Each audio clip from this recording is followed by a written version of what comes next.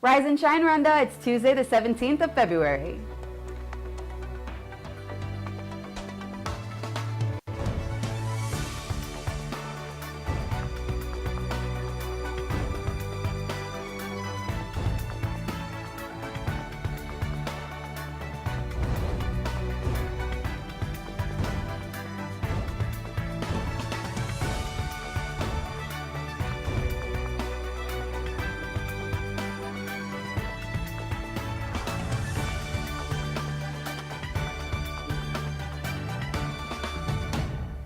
Coming up on today's Rise and Shine Rwanda.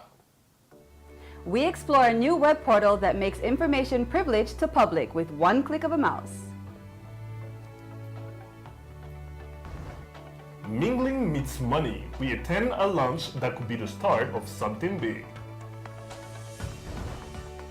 And we visit bustling Nyamirambo to see the making of one of Kigali's favorite dishes. Good morning, it's just after 7 o'clock in the morning and you're watching Rise and Shine Rwanda with me, Regis Isheja. And me, Makeda Mahadio. Over the next hour, we'll be bringing you all the latest news, sports, and lifestyle headlines from here in Rwanda and around the world. And of course, the Rise and Shine team are here with us in studio. It's Monday morning again. How are you guys feeling? Good? What do we have in the world of business? Clearly, we have a lot in the world of business. Well, apart from the business headlines, of course, we look into another venture that Educat has started working on. It's very, very good. Okay, and Arnold, in the world of sports? Today, it's this Tuesday morning. Actually, we It's have... Tuesday morning! I was like, am I the only one who heard that? We're obviously going to have to do it. Okay. Yeah, it's the latest from the Cricket World Cup. Your West Indies got hammered. Yeah, and a lot of detail. More Why do you seem happy about that? Because they're too disorganized to win a match. Okay, moving on. Entertainment, Alan. What do you have? Well, you know what? It's been a while since I had a restaurant, went to a restaurant and had something, good. So I thought, you know what? Why not visit a restaurant that has halal-based foods? Nice. You and food again. Absolutely. I don't know. That's Alan. All that and more still to come, but first, Rise and Shine story of the day. Media practitioners and members of the public will no longer find it hard to access information from public offices following the building of a new web portal by local NGOs to help enforce the access to information law. This portal, known as Sobanukirwa, was officially launched just last week, and we were there to find out what it was all about. With over 50 people in attendance at the launch of Sobanukirwa, the crowd was eager to find out what this new web portal, which facilitates access to information, was all about. And with most of the government's institutions having official websites at the moment, why was it important for this website to be launched? The reason why we are launching this Sobanukirwa is because we want to have a system that facilitates access to information. And the major challenge is that people don't have a way of making information requests. So Sobanukirwa is very important in matching the demand and supply side of access to information. Yes, so because we know that access to information is very important at each level of development, and also to increase citizen participation and holding accountability and promoting good governance. Yes. The portal was built by two local organizations, Odusedu and Tumenye, a Kigali-based civic technology organization, and will be monitored by the Office of the Ombudsman in order to ensure that communication officers are responding to public requests on this portal. This comes at a time when the Rwandan people are being encouraged to exercise their right to information. But how is this going to be any different from Google or any other government websites? We know that there is a lot of public information that is not published on websites, and therefore Google cannot be able to capture all that information. And so the reason why we have this system is also one way is to encourage proactive disclosure, but also upon request. So like once the information is displayed or there's been a request made, then the information will be on our website, and then the next time someone wants the information, you easily find it using our website, Sobanukirwa, but also you can also use Google as well, because that information will automatically will be captured by Google. So it's not necessary so much for every time someone to go to visit our website. What you want is to make sure that information is being given out by public information officers. With this website now in place and translated into English, French, and Kinyarwanda, it is hoped that the public will now find it easy to find answers to all the questions that they may have. Karangwa Fidelis, Rise and Shine Rwanda. So we also hit the streets to find about what Rwandans feel about this web portal that will avail information to them. Take a look.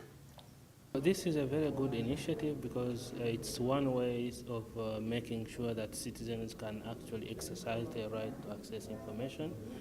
Access to information is a very complex, huge kind of thing, but I think as more people get into providing space and channels through which people can access the information, I think it's a very credible initiative, very innovative again. Website itself is very good. If you look at it and the way it is designed, it's going to be a very good platform of sharing the information, acquiring information, receive and react. Of course, I think it's going to be one of the strategy of like narrowing the gap between the duty bearers and the claim holders, whereby the citizen will be claiming for the information and getting feedback. But I find in some challenges, of course, of which I expect that maybe both sides, the claim holders and duty bearers, should bear a critical eye on it, especially the government part, where they are the ones to take a lead to react back to the issues that raised by the citizens. But the platform itself is looking very interesting. Nk'umunyarwanda, iyi website ni nziza cyane kubera yuko ahanini usanga abantu batamenya amakuru cyangwa bayamenya bakayamenya batinze. Ariko ahanini akamaro kayo nako kugira ngo umuntu amenye ibigezweho kandi amenye n'icyo bivuze, noneho amenye n'icyo yabikoza. Cyane cyane ko iyo umenya amakuru utinze cyangwa ntunayamenye ntabwo umenya aho ibihe bigeze. Ugategereza ko bazayakugezaho cyangwa makanagucika. Ariko website buri wese nayigiraho uruhare azajya amenya amakuru vuba mu buryo bwihuse, amenye naho abarize. Cyane cyane mu nzego zitandukanye n'umuntu ku giti cye nk'umunyarwanda n'umunyarwandakazi, mbese ni iterambere muri rusange ryiyongereye kuri iterambere dufite mu gihugu cyacu. And joining us in studio now is Fidelis Karangwa, our very own. So tell me, when you went to the launch of this new website, what did you find, who did you find was going to be the #1 users of this kind of website? Who do you think that it's really geared towards? Well, everyone, basically, from people who work in offices, to entrepreneurs in the country, to even local people down in rural areas. So basically what this is going to help us with is, if let's say you're maybe somewhere up country and you want to know maybe what ministry does what, and maybe you want to follow up on some documents, you could easily go to this website. And the good thing about it is that you can actually chat with people who can help you. So you'll just place in your request or your question, and then there's a limit of 3 days maximum. If they haven't gotten back to you, you can actually write to them again and complain about not getting a response. But normally it takes about 3 days for you to get a response, and you can interact, and then they'll help you find some solutions or answers to any questions that you may have. So it's basically meant for everyone and anyone who might have questions on anything at all that concerns Rwanda especially. Now, Fidelis, I know you remember we once had Joël Ndolipier from Rwandapedia on the show. I think it was our very first show, in the first shows. And then I remember him talking about Rwandapedia being a portal where you can actually find, Rwanda, exactly, archives and also information about what's happening right now, like our homegrown solutions and stuff like that. What is this going to be different from Rwandapedia? Okay, so basically the difference with this website from other websites is the fact that this one makes sure that all the information you get is current. So like I say, because it's going to be a live chat, mostly maybe between you and the ministry you're inquiring from, or the organization you're inquiring from, that means you'll actually get information that's up to date. Because as much as most of these institutions, organizations have websites, it doesn't mean that all the information that's there is up to date. Some of the information was maybe, updated like a year ago, so it's not current. So the difference with this website is that everything that you'll be receiving, all the information you'll be receiving, is current information that you can actually use right now. So who is updating the website? Do they have their own company that's doing everything on their own, or is it people who are contributing? So basically every organization is responsible for their own information that's on the website, and basically what the Office of the Ombudsman is going to do is make sure that these officials in these offices are updating the information. So like I said, if you complain that you didn't get a response, maybe something that you asked about, so the Office of the Ombudsman will follow up and make sure that you get the response to the question that you've asked. So every organization, every company will be in charge for the information,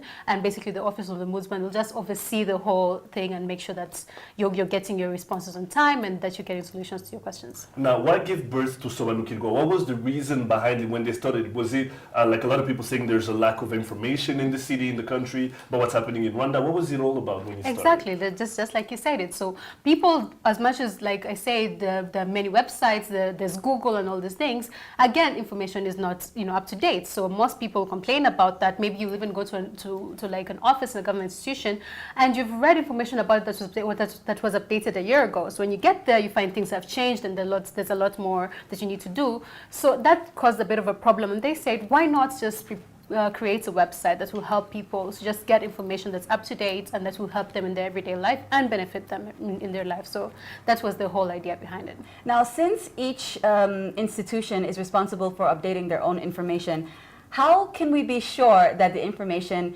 is not only current but true and right? Accurate, right. Exactly. So because it's the institution itself that's updating the information, it has to be true. And like they say, they work with a lot of laws, some that you couldn't even understand, but they work with a lot of laws on this website, and it's a must that all the information is actually true. If it is not, then like I said, the Office of the Ombudsman, since it's overseeing the whole thing, it can actually go personally to that institution and make sure they give you the right information, or they take their necessary measurements to deal with the problem. So it has to be true and it has to be up to date. That's the whole point of this website. Rwandan portal. Never thought I'd ever see the day we have that. That's amazing. Yeah, looking forward to seeing how we You can should go place in your requests. We should have our own Rise and Shine. Rise and Shine will be using that constantly. Right. I already know. All right. Thank you, Fidelis. You're welcome. You're watching Rise and Shine Rwanda. Stay with us. We'll be right back.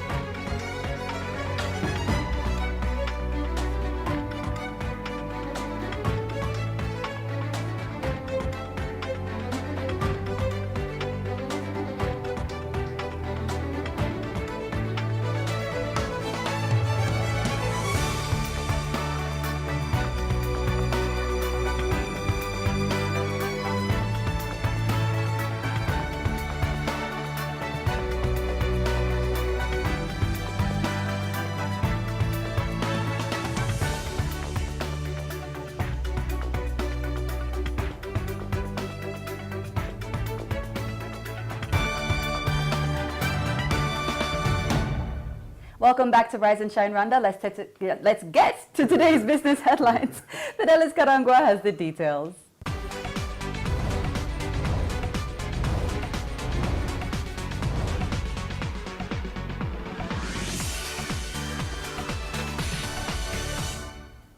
Business stories making headlines today. Demand for soybeans in the country could soon double after a new food processing plant nears completion. Officials say the plant, owned by Export Trading Group of Investments, will start operations before the end of the year and will have the capacity to process 10,000 tons of soybeans per month. This comes after recent concerns that there was inadequate soya to meet current market demand. However, the government has secured land and is working with farmers' cooperatives to ensure sustainable supply of beans to satisfy market needs. Prime Minister Anastase Murekezi has urged business development advisors to help small and medium enterprises assess projects if the country is to succeed in creating 200 off-farm jobs each year. This was mentioned during the closure of a 2-week civic education training at the National Obutore Development Center in Rwanda district. These business development advisors are stationed at the sector level to help business operators run profitable ventures and help them with business ideas that can attract funding. And Uchumi Supermarket is expected to open 13 new branches in Kenya, Uganda, Tanzania and Rwanda after successfully raising $10 million in capital from its shareholders. With its shares cross-listed on the Ugandan and Tanzanian markets, the firm survives receivership in 2010 and will use regional visibility to remain relevant in the competitive retail sector. It is hoped that this new strategy will yield enough revenue for it to stay afloat and keep competitors at bay. Now, in an effort to create a platform for business players across the board, the British Council, in partnership with Educat, hosted an event to launch a series of networking events as well as a new entrepreneurship magazine. Makeda was there to attend. The Management Forum 2015 hosted the official launch of Accelerate magazine and the first of a series of networking events. The event, which was a collaboration between the British Council and Educat, was complete with entertainment, snacks and drinks, goodie bags, and ice-breaking games to get the networking rolling. The event here is about networking. It's called the Management Forum. It's basically about business and finding each other, entrepreneurs finding each other, getting together, creating some sort of dialogue, and building bridges. Today, this event today is the start of a series of events that we're going to be organising throughout the year. We're calling it Management Forum 2015. And the events are aimed at managers and leaders in the corporate sector, in international NGOs. We'll be running professional communication skills workshops to showcase some of the work that we offer in the teaching centre. We'll be bringing in external speakers to talk on leadership topics, holding debates, having more events like this in partnership with other organisations. While everyone is busy with an icebreaker, I decided to find out a bit more about the magazine and the impact the project hopes to make on the Rwanda business world. Putting spotlight to entrepreneurship, business development and innovation in Rwanda. You know, everyone talks about entrepreneurship. It's something that everyone knows what is and it's on everyone's lips. But quite often we saw somehow a lack of a platform where you could really discuss it. We want to showcase success stories, successful entrepreneurs to inspire others.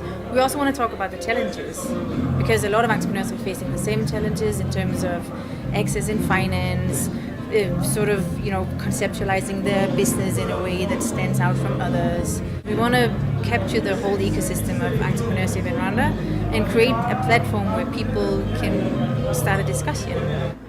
Before leaving, I decided to do a bit of networking myself to see what brought the attendants out to the event and what they gained from tonight's experience. After reading and learning more about it, I found out that the importance of joining this is to get more connections because people are worth having. As I am a second school graduate and I'm in need of job, I'm a job seeker, I thought it would be a good chance for me to get a job or to financially get support to start up my own business. I came to this event to see if our students at the Kwetu Film Institute can also benefit from this initiative as part of the English program.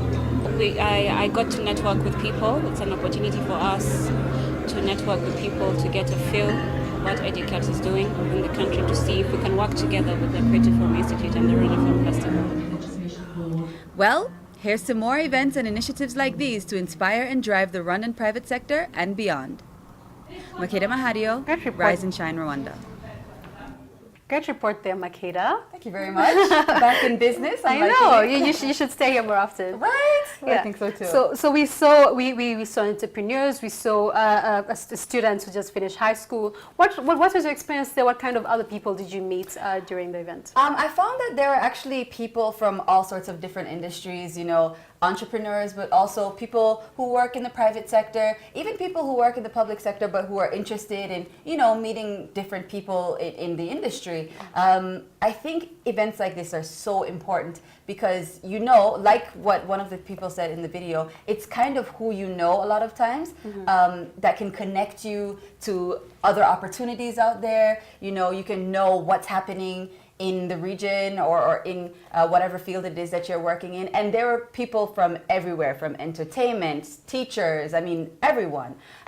It was a nice time also, you know. They had little games like icebreakers so that, you know, you can be in a room full of people that you could benefit from knowing, but sometimes it's hard to get out there and actually speak to people. So they had different activities that got people to know each other, to see if they could find other like-minded people. So it was actually really cool. It was nice. Good event. So you mentioned something about the Accelerator magazine. Could you please tell us a bit more about it? Is this something that everyone can read, or, you know? Right. So it's a magazine about entrepreneurship, but it is something that anyone can read if you're interested in learning about, you know, people who have started businesses here in Rwanda, people who are excelling in whatever field that they're in. It's a really good magazine to read. And actually, Rise and Shine, the producers of Rise and Shine, they were in the magazine. I did not know, actually. I saw the magazine somewhere before I attended this event, and I was looking through and I was thinking, that's our bosses. So, you know, they actually have stories about everyone, different companies, and it's really something to inspire people. And like she said also in the video, it's something where it's like a platform where you can talk about issues or problems that you face in business, so that, you know, if perhaps I'm facing something in my business, I read the magazine and I can say, you know, other people have gone through that. Here are some solutions that I can possibly use. It's like any other magazine that's geared towards a certain thing. This is entrepreneurship in Rwanda. Nice. So this is the first series of events that's going to happen. Do you by any chance know how many more are going to happen, in case someone has watched the story and they're looking forward to the next one, so they can come and, you know, network with others? I think they want to do it quarterly, every 4 months. And they're going to be releasing the magazine quarterly as well. So it's kind of going to coincide with each other, these events and the magazines. And yeah, I think they're just looking forward to having more events like this. This was more of just a mixer, you know, just to get things kicked off, especially also for British Council. It gave them an opportunity to talk about what they do in terms of teaching English and different things like that. So I think that the next event might have a different theme, just like the next magazine, but it's going to be quarterly, and hopefully there will be more people there. Great report there, Makeda. Thank you very much for that. Thank you very much, Fidelis. Well, you're up to date today's business headlines. Sports news coming up next in just a minute with Olu Kwizera.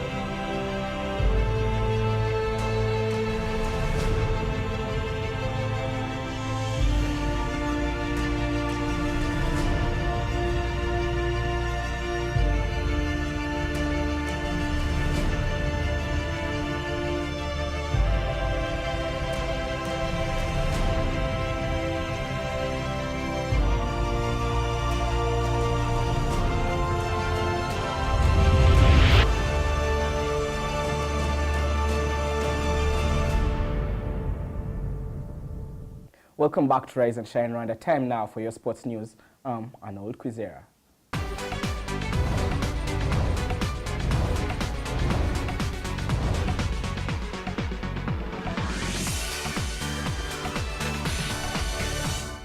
Starting with cycling, the Rwanda cycling team last evening turned their sights on the tour of Gabon after struggling in the Africa Road Cycling Championship in South Africa.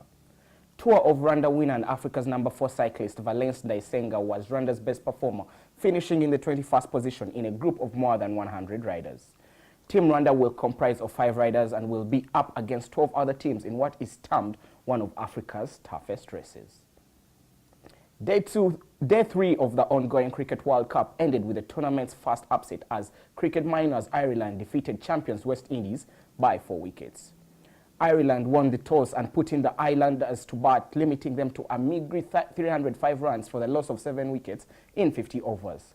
With the West Indies team marred by in-house fighting and an accident waiting to happen, the Irish came home after giving away only 3 wickets and with 26 balls to go. Lindley Simmons collected 3 wickets and George Cockrell had 102 runs from 84 balls for the Irish. The 2015 Champions League season returns tonight with 4 teams in action in the first day of the round of 16 knockout action. Former champions Germany's Bayern Munich are away to Ukrainian giants Shakhtar Donetsk and Kiev in the opening clash on a day that also sees another former winner, Chelsea, make the trip to France to take on Paris Saint-Germain at the Stade de France.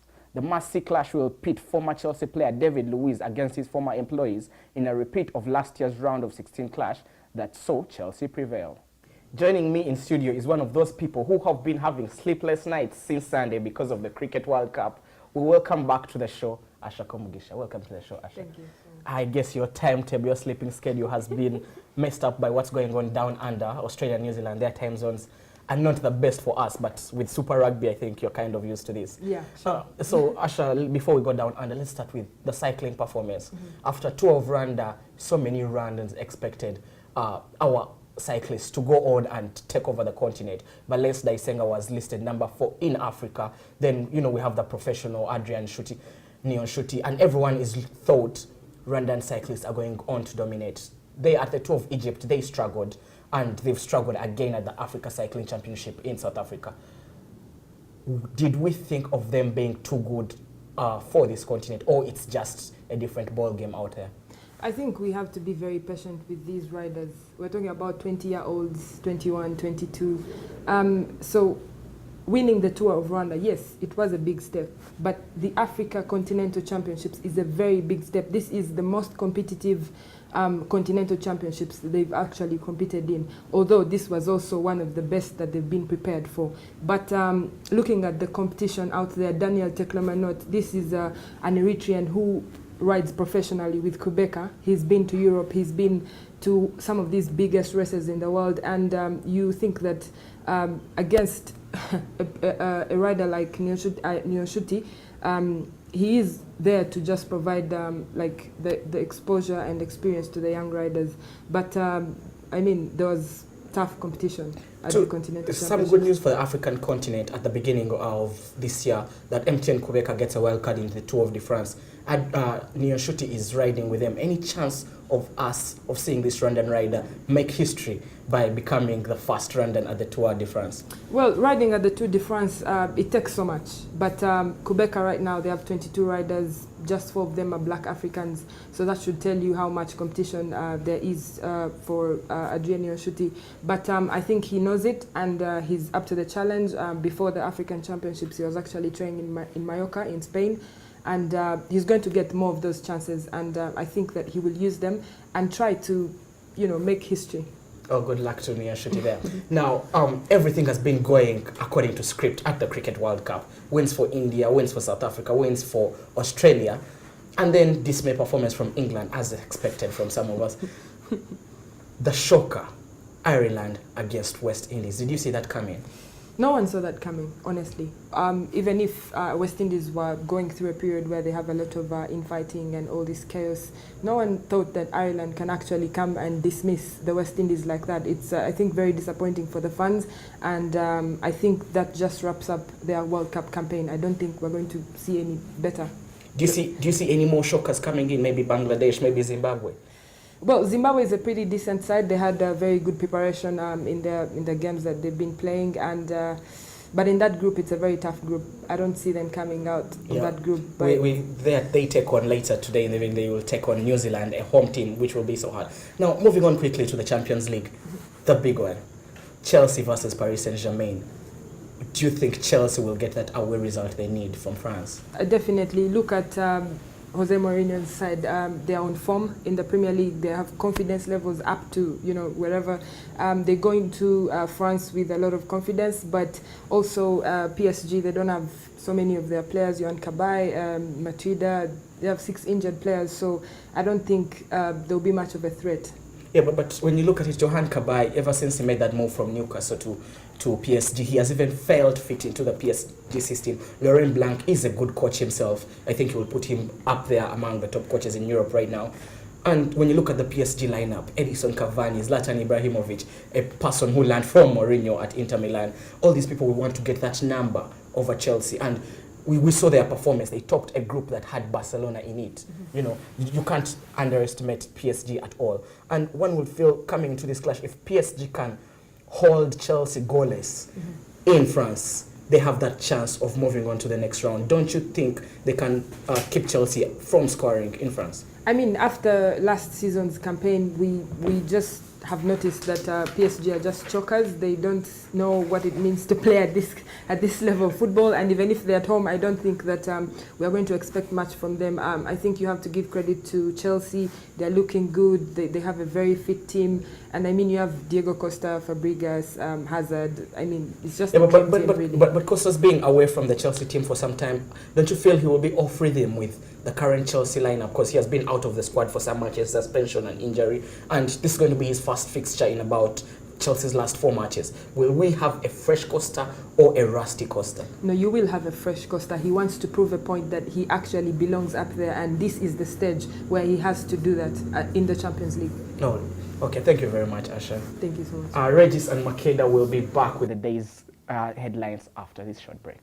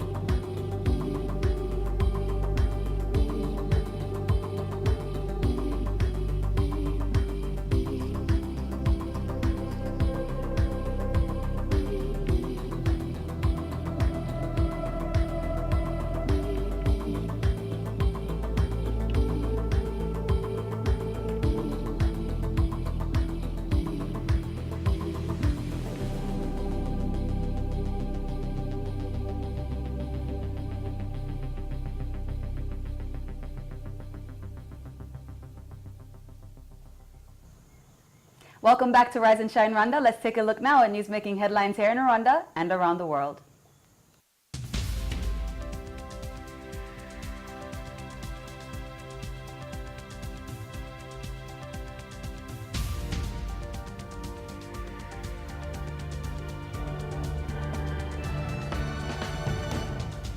The Rwanda National Police has boosted efforts to monitor public procurement processes. At least 20 officers operating in the Criminal Investigation Department underwent an internal training to improve their knowledge on national laws and skills on handling cases related to corruption in public procurement. This has been done in a bid to cultivate transparency and accountability for public finances. Officials say the training will contribute to the officers' expertise in promoting Rwanda's vision on zero tolerance for corruption. Rwanda's Directorate General of Immigration and Emigration has received computers to help fight illegal migration, human trafficking, and terrorism. The computers, which were installed with the Edison database program, are expected to help safeguard borders. Officials said the program would assist in wider concept of immigration in terms of curbing crime in the region, including the use of counterfeit travel documents, among other areas of concern. The Minister of State in the Cabinet of the United Arab Emirates, Reem Ebrahim Al-Hashimi, was in the country for a one-day official visit. The Ministry of Foreign Affairs and Cooperation said her visit marked the first step in building of a strong partnership between the two countries. The UAE minister was accompanied by officials from different UAE institutions who had working sessions with their local counterparts in the city. She also visited the Kigali Genocide Memorial in Gisozi and took a tour around the city of Kigali. Seven members of the German parliament are in the country for a 4-day official visit. The delegation from the committee in charge of East African affairs in the German parliament are expected regarding German-sponsored development projects in the country, such as technical and vocational education and training schools, matters concerning budget support, and interparliamentarian relations.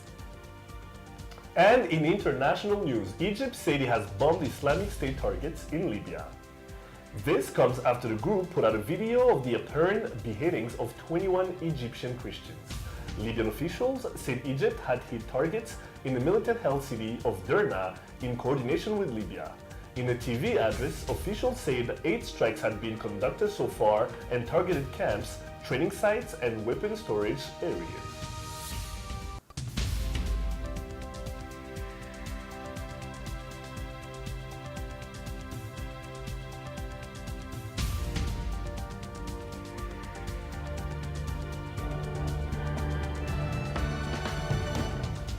All right, a lot more still to come. Lifestyle is up next. Plus, we take a look at what's hot right now in our daily debate section, Hot Topics. We'll be right back.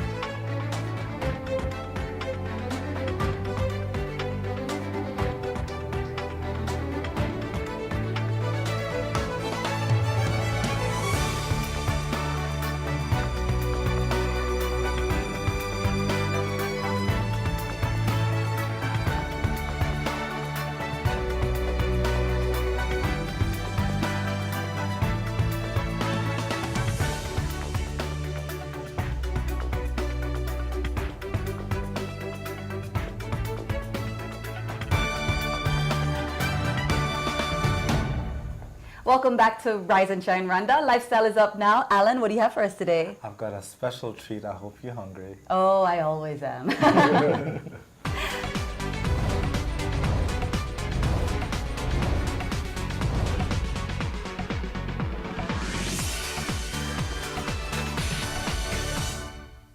Halal is often used in reference to foods and drinks that are permissible for Muslims to eat or drink under the Islamic Sharia law. The criteria specifies that both foods are allowed and how they should be prepared. I recently visited a fast food restaurant in Nyamirambo that serves halal foods to find out this culture. Let's take a look. In the busy, lively neighborhood of Nyamirambo, I recently visited a fast food restaurant that caters to the predominantly Muslim population in the area by serving halal-based foods. Halal is meat that has been slaughtered before being slaughtered. It's being prayed for, and there is no cruelty in it whatsoever. For example, the knife that you're going to be used to slaughter the animal has to be hidden from the animal. It has to be really relaxed as well. Faces makeup, and also the most important thing is that the blood has to come out fully. Jamal says there's a growing demand of halal foods, and not just with the local Muslim community. A lot of customers that come home, especially Muslims that are from overseas, they're not sure whether they should be eating this meat or not. So when we show them that this is halal food, then they quiz us some more. How's that halal then? Where did you get it? How can you prove it's halal? So it is something that people like, the Muslims. But the Christians as well, when you explain the concept behind halal, they realize that the importance of it as well. So, and also that it doesn't actually conflict with other beliefs. So it's basically, don't be cruel to the animal that you're about to slaughter. That's the main point. Al-Manu fast food serves an array of different dishes, although most of their cuisine has an Asian influence to it. But Mr. Morinda says it wasn't always easy to get Rwandans to try new things. At first, don't get me wrong, people were like, wow, that's really weird, you know? But people start appreciating the effort, things look, how things taste differently. So you're getting a lot of people coming on board, which is something that I'm really grateful for. And it's exceeded all my expectations, to be honest. So Rwandans have started to notice and appreciate different cultures and cuisines from all over the world. I caught up with one of the patrons who says he's a regular at the restaurant. This place is awesome, man. You know, the prices are really affordable, and the quality of the food is really, really delicious. So of course I wasn't going to leave without trying a dish myself. I'm going to make a mixed biryani. That is mixed chicken and beef, then plus rice. Biryani is an Indian dish which commonly uses ingredients such as onions, garlic, tomatoes, spices, and rice. You can also add your choice of meat like beef, chicken, or beef, or even mix it all. And now the best part of it all.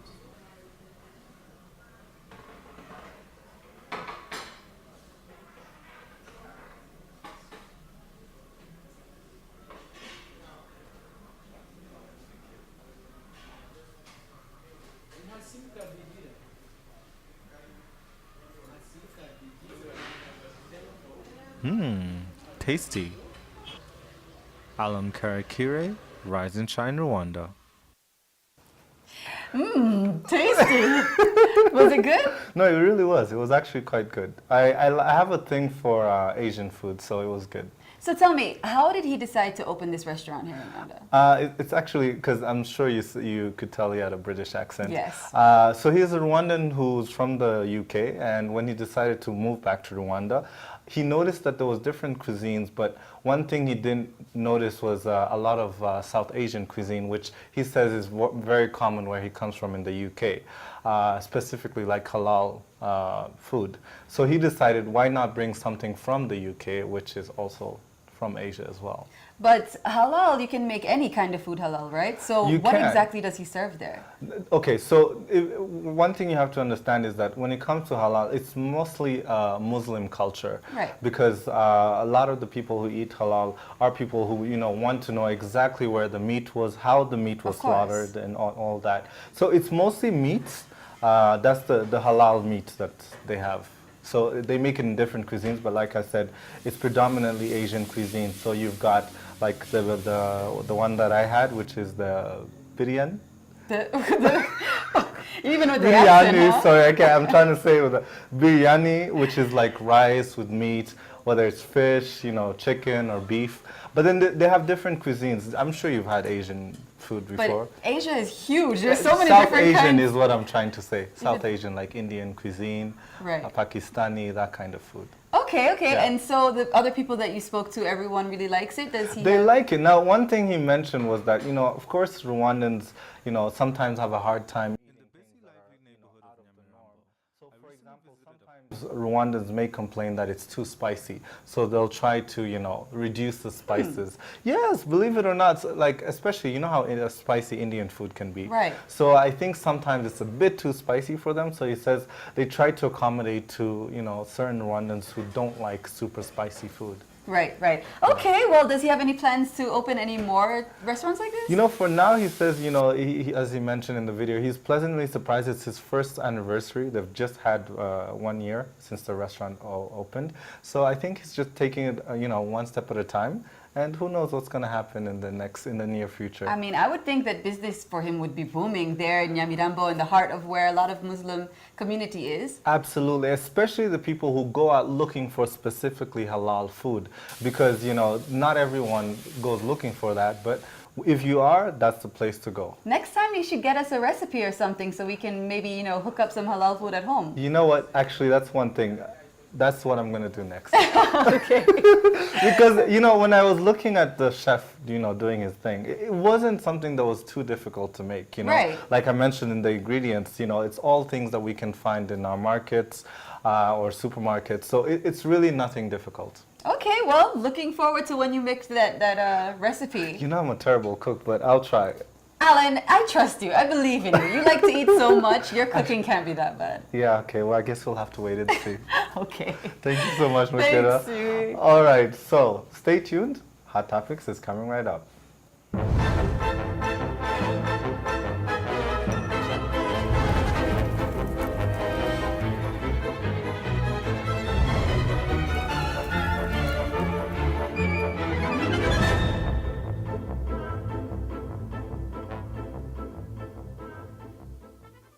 Welcome back. It's that Hot Topics time again. As always, you can join in on the debates through our social media, whether on Facebook or on Twitter. Let's get into our first hot topic, guys. Okay, so now, how many of you guys take motos? I'm sure we've all taken motos. And, you know, some of us, including, I'm sure you guys, feel sometimes unsafe not knowing, you know, where this moto driver has taken, or rider, sorry, has, you know, whether he's experienced, whether it's his first day on the job. Well, I've got a solution for you guys. There's a new app called Safe Motos, which basically helps you to get a qualified motor driver to come pick you up. All you have to do is go to on your phone and basically you indicate where you want to be picked up from, where you're going, and then choose a star rating for the quality of a driver. Oh, nice. And so, of course, it costs a little bit more than your average price, but again, it ensures your safety. What do you guys think about that? Well, that takes away two elements of taking motos that I really like. What's Number that? one, the convenience of just going outside and finding a moto immediately. Right. And number two, the fact that it's cheap. Well, you know what? Cheap versus safety. Yeah, I know, because Yeah, but especially what like guarantees- it's nice. Here's my thing, and I'm gonna have my kiddos back on this one. What I like is the fact that, like, let's say when I get out of here and I want to go somewhere, right? It's right there. I don't have to call anybody or all that. That's number one. Number two, what tells me that the ones that you pick up are safer? Because these guys are actually trained and they make sure that they handpick the drivers that are working for this company. It's not just some random motor driver. And another thing I may say So about it's people this, promoting their product of an app. Basically. no, I totally disagree with you guys, because the way I see it is, first of all, like I said, they pick the drivers. But second of all, imagine you say you randomly pick you randomly pick a motor driver, and then what if for some reason you don't know if they're drunk or they're high on something, and then you end up getting into an accident. I think this is going to be really good, especially at nights, because most of the motor apparently the riders ones at night are are the most especially the ones during the day are normally qualified. They have all the paper documents and all that, but the ones at night, in most cases, are just like people who are in training, or they borrowed the motor from a friend, so they're just trying to make easy money. So if this is actually going to make sure that the people who are riding these motors are qualified, then it's really good. And I also mentioned that you can also once they've dropped you, you can actually go back on the app to give a rating on that specific driver. So it's good. So you can select. It Can you takes select away the same from the whole experience. But okay. But hey, you know what? I think for those who want safety, this is the right thing for you. All right, Alan, what else do you have for us? All right, on to the next one. Now, in South Africa, you guys know the president, Jacob Zuma. Jay-Z. For those who don't know, he actually has 4 wives because in his culture, he's a Zulu. They're allowed to have polygamy in polygamy relationships. So he is actually considering to get, apparently he's hinted to get a 5th wife. Now, for some of you guys, I don't know if you guys are shocked by that, but it's actually something that's quite normal in South Africa.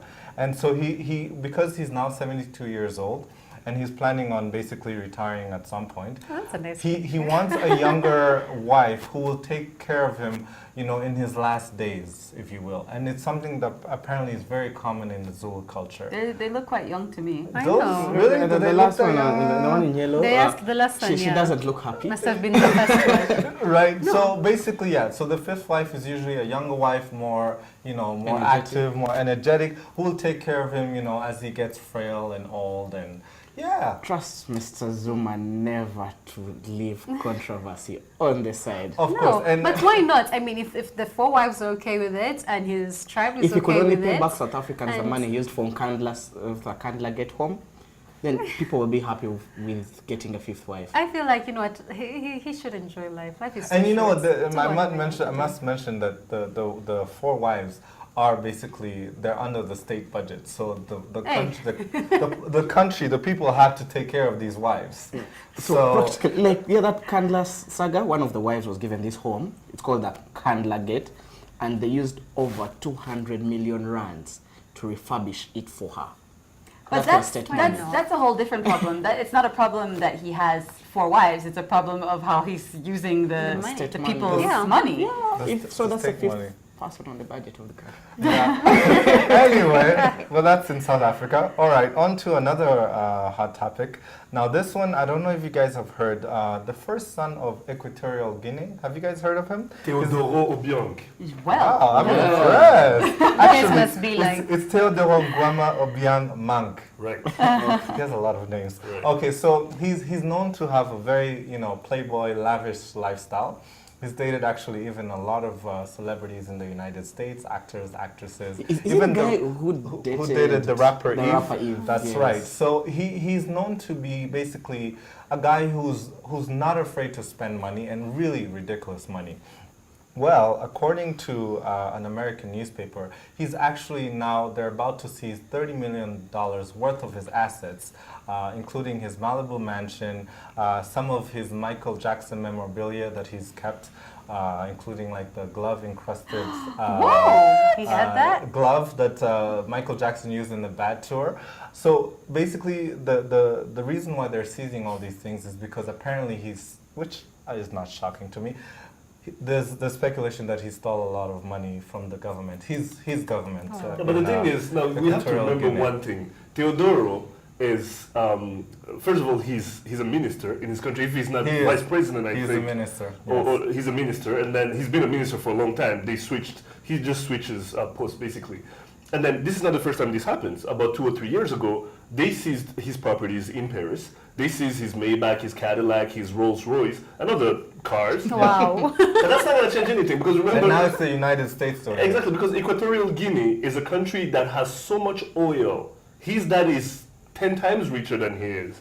So I don't think that's really going to change. They organized the Africa Cup of Nations just by a blink. Exactly. Yeah. Now I must mention too, because and also as you say, even though they're an oil-rich country, they're also one of the poorest countries in Africa. So $20 million of the 30 million is actually going towards a charity that's going to help the people of Equatorial Guinea. So I thought that was great. But it's just sad. I mean, a country that's so rich yet has so much poverty, and then you've got people just spending like crazy. Unbelievable. Well, if you want to talk about Teodoro Obiang or something else we talked about here during this show, we'd like to have your thoughts, your comments, or your feedback on what we're talking during Rise and Shine Rwanda. Tweet us at Rise and Shine RW. Like us on Facebook and send us your ideas for programs. Check out our Rise and Shine YouTube page where you can catch all the shows and the reports we do. Find us on Instagram, Rise and Shine RW. We'd love to see your pictures. Or check out our Rise and Shine website. Well, that's all the time that we have for today's show, but don't forget that we love to hear your feedback, and please do let us know if you have any ideas for the program. You've been watching Rise and Shine Rwanda with me, Makeda Mahario. And me, Regis Isheja, and on behalf of us too and the rest of this beautiful team here, we'll see you here tomorrow, same time, same place. But for now, bye-bye. Bye.